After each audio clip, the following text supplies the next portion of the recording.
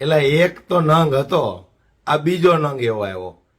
ચાલો હિન્દી બોલતા નથી આવડતું ને મંત્રી બની જાય. તો તમે જો યાર, આ દેશનું દુર્ભાગ્ય કેટલું, ગુજરાતનું દુર્ભાગ્ય કેટલું.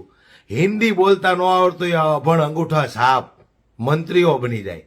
તો આપણે તો ભણેલા ગણેલા છે, આના કરતા તો હોશિયાર છે.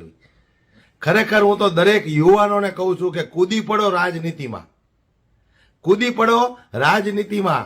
આ અભણ અંગૂઠા છાપની ફોજે આખા ગુજરાતને બરબાદ કરી નાખ્યું, આખા દેશને બરબાદ કરી નાખ્યું.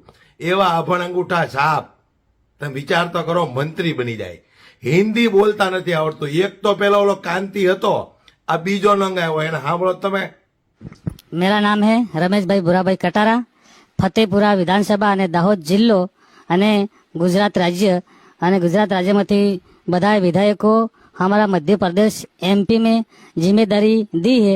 तो मेरी विधानसभा जोबट विधानसभा मुझे जिम्मेदारी दी तारीख 20 થી 27 તારીખ तक સુધી ને मैंने जवाबदारी जे जोबट विधानसभा में